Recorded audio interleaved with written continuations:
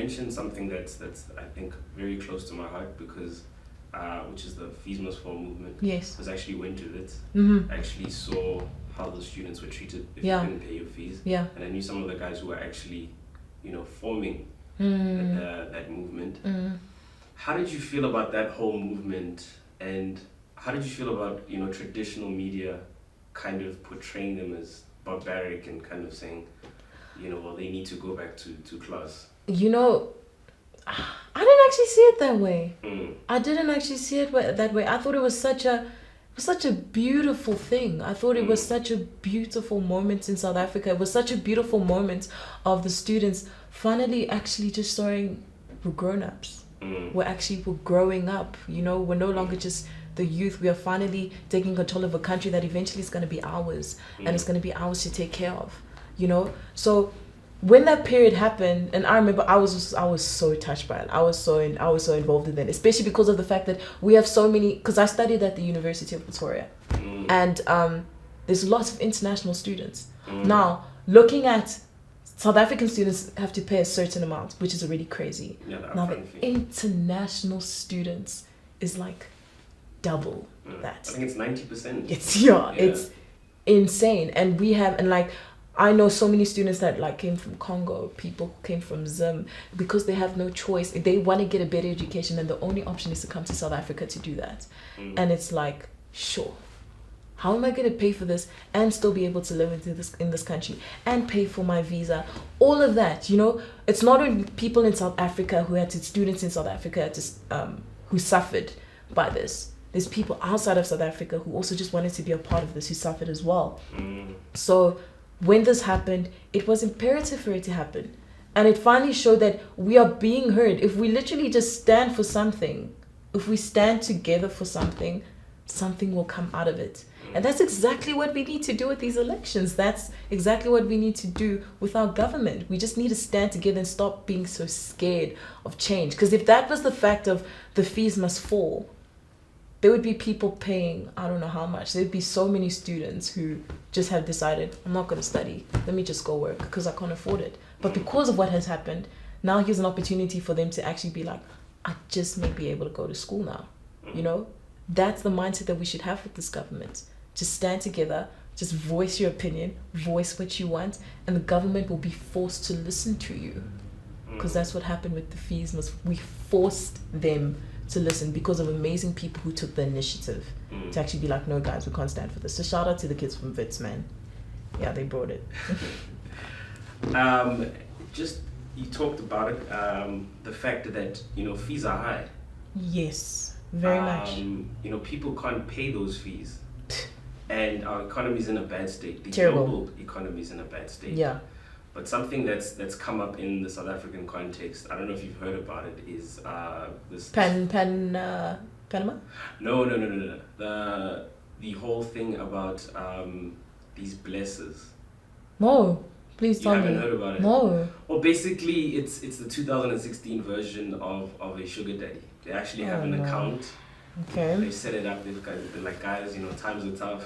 Wow. What? Girls, hit us up if you need a blesser. That's the whole so thing. You sad. come up, you say, I've been blessed. My blesser has just given me, a new pair of heels, paid for school fees. Oh man, can I say something? Yeah. I can't even judge them. You can't even judge them because it's the same situation as there is so much that we want to do, and sometimes you're just not in the position to get to the places that you want to be at. It's the same thing as me coming to judge a prostitute who's just trying to pay her way or trying to help her kids or something. Sometimes you're put in such a predicament that you sometimes feel that, oh my gosh, there's nothing else I can do. So I'm not going to come here because of the fact is, as much as I also had my moments of struggle, I'm still fortunate. I went to university. As much as I struggle now, and I went to complain to, the center and be like, yo, you guys are lying. All these numbers, 10 rand, 10 rand, 10 rand, 10. You're acting like it's small numbers, but they all accumulate to a lot of money. Where does this come from? That's the little stuff that I would argue about. And then you have people here who can't afford a cent and they just can't study. I know a lot of people like that, and sometimes you're really brought to such unfortunate situations where you have to do these things that you don't even want to do. So I'm not going to judge, you know. I think it's a really sad situation. I would never want that for my daughter or my son.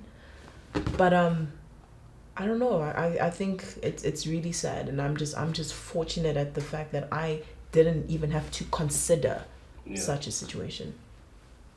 Okay, and just more on a positive note, a lot of people are concerned about the state of South Africa and the economy and school. Yeah.